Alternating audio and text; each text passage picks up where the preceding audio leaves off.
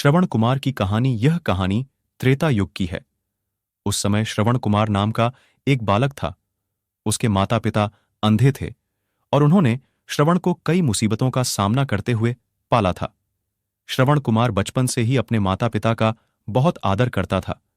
जैसे जैसे श्रवण बड़ा होता गया, उसने घर की जिम्मेदारी अपने कंधों पर ले ली। वह रोजाना सुबह उठकर सबसे पहले अपने माता पिता को स्नान कराने के लिए तालाब से पानी भरकर लाता था। इसके बाद वह तुरंत जंगल की ओर लकड़ियां बीनने जाता। फिर लकड़ियां लाने के बाद श्रवण चूल्हा जलाकर माता पिता के लिए खाना बनाता था। श्रवण को इतनी मेहनत करते देख उसकी मां हमेशा उसे टोकती थी। वह कहती थी, श्रवण बेटा, तुम इतना सारा काम अकेले क्यों करते हो? खाना तुम मुझे बनाने दिया करो, मैं आसानी से बना लूंगी। इसके बदले तुम थोड़ा आराम कर लिया करो। मां की इन बातों को सुनकर श्रवण कुमार कहता, नहीं मां, मैं ये सारे काम आप लोगों के लिए ही तो करता हूं। भला अपने मां बाप के लिए किए गए कामों में कैसी थकान, उल्टा मुझे तो खुशी मिलती है। श्रवण कुमार की इन बातों को सुनकर उसकी मां भावुक हो गई। वो रोज भगवान से प्रार्थना करती, हे प्रभु, इतना ध्यान रखने वाला श्रवण जैसा बेटा हर माता पिता के घर पैदा हो। श्रवण के मां बाप नियमित रूप से भगवान की आराधना करते थे। वह उनके लिए फूल और पूजा की अन्य सामग्री लाता, फिर खुद भी बिना देर किए माता पिता के साथ पूजा में शामिल हो जाता था। श्रवण कुमार धीरे धीरे बड़ा हुआ और जल्दी से घर के कार्यों को खत्म करके बाहर काम पर निकल जाता था। एक दिन श्रवण अपने माता पिता के साथ बैठा था। तभी उन्होंने श्रवण से कहा, बेटा, तुमने हमारी हर ख्वाहिश पूरा की है। अब हमारी केवल एक ही इच्छा है जिसे हम पूरी करना चाहते हैं। यह सुन श्रवण ने उनसे पूछा, ऐसी कौन सी इच्छा बाकी है जिसे आप पूरा करना चाहते हैं? आप केवल आदेश दें, मैं आपकी हर ख्वाहिश को पूरा करूंगा।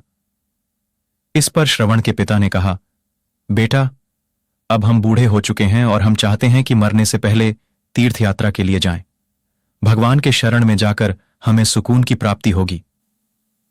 अपने मां बाप की बात सुनकर श्रवण कुमार सोचने लग गया कि वह उनकी इस इच्छा को कैसे पूरा करेगा। उस समय बस और ट्रेन की सुविधा नहीं थी, साथ ही उसके माता पिता देख भी नहीं सकते थे। ऐसे में उन्हें तीर्थ यात्रा कराना भला कैसे संभव हो पाता? तभी श्रवण कुमार को एक तरकीब सूझी। वह तुरंत बाहर गया और वहां से 2 बड़ी टोकरी लेकर आया। उसने उन दोनों टोकरियों को एक मजबूत डंडे में मोटी रस्सी के सहारे लटकाकर एक बड़ा सा तराजू बना लिया। फिर श्रवण कुमार ने उस तराजू में अपने मां बाप को बारी बारी से गोद में उठाकर बैठा दिया। उसके बाद तराजू को अपने कंधों पर लेकर उन्हें तीर्थ यात्रा पर लेकर निकल पड़ा। वह लगातार कुछ दिनों तक अपने माता पिता को एक के बाद एक सभी पवित्र स्थलों पर घुमाने लगा। इस दौरान श्रवण कुमार ने अपने माता पिता को प्रयाग से लेकर काशी तक के दर्शन कराए। माता पिता को घुमाते समय श्रवण कुमार उन्हें उन जगहों के बारे में भी बताते चलता था, क्योंकि वह आंखों से उस दृश्य को नहीं देख सकते थे। अपनी बेटे की मेहनत को देख उसके माता पिता बहुत खुश थे। उन्होंने एक दिन श्रवण से कहा, बेटा, हम देख नहीं सकते, लेकिन कभी भी हमें इस बात का दुख नहीं हुआ।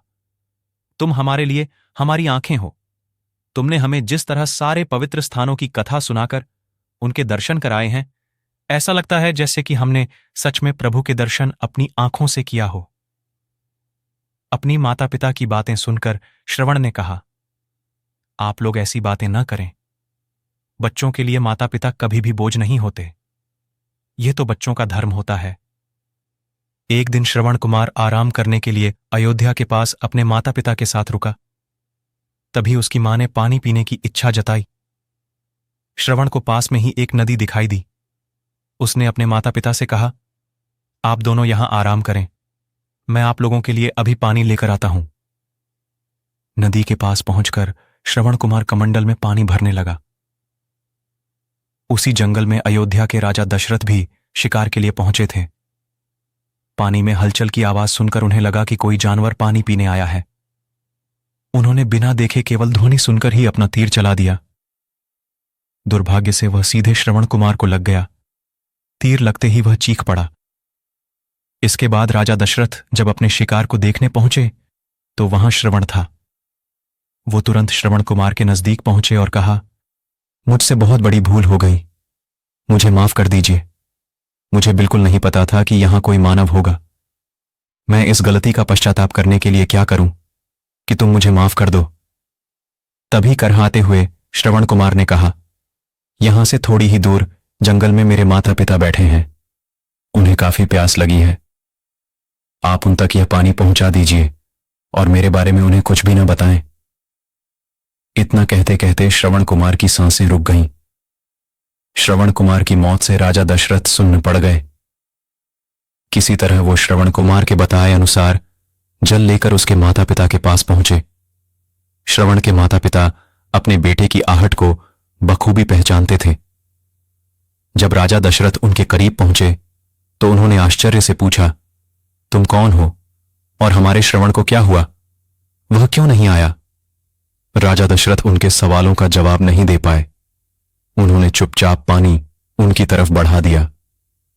तभी श्रवण की मां ने चिंतित स्वर में जोर से कहा, तुम कौन हो और मेरा बेटा कहां है, ये बताते क्यों नहीं हो? श्रवण की मां की चिंता देखकर राजा दशरथ ने कहा, मां, मुझे माफ कर दीजिए। शिकार करने के लिए मैंने जो तीर चलाया था वो सीधे आपके बेटे श्रवण को जा लगा। उसने मुझे आप लोगों के बारे में बताया, इसलिए मैं यहां पानी लेकर चला आया। इतना कहकर राजा दशरथ चुप हो गए। राजा दशरथ की बात सुनकर श्रवण की मां जोर जोर से रोने लगी। उन दोनों ने अपने बेटे की मौत के गम में राजा दशरथ के लाए हुए पानी को हाथ तक नहीं लगाया। श्रवण के पिता ने तभी राजा दशरथ को पुत्र वियोग का श्राप दे दिया। कुछ ही देर बाद श्रवण के माता पिता ने अपने प्राण त्याग दिए। बताया जाता है कि श्रवण कुमार के पिता के श्राप के परिणाम स्वरूप ही राजा दशरथ को अपने पुत्र राम से दूर रहने पड़ा था। राजा दशरथ के इस श्राप को पूरा करने के लिए ही भगवान राम को 14 वर्षों का वनवास हुआ, जिसका माध्यम दशरथ की पत्नी कैकेयी बनी। श्रवण के पिता की ही तरह राजा दशरथ भी अपने बेटे से दूरी को बर्दाश्त नहीं कर पाए और उन्होंने अपने प्राण त्याग दिए। कहानी से सीख, हर बच्चे को अपने माता पिता की सेवा श्रवण कुमार की तरह ही निस्वार्थ भाव से करनी चाहिए। यही उनका सबसे बड़ा कर्तव्य है। आपका दिन मंगलमय हो। वीडियो को लाइक और शेयर कर दीजिएगा और चैनल पर नए हैं तो चैनल को सब्सक्राइब कर दीजिएगा।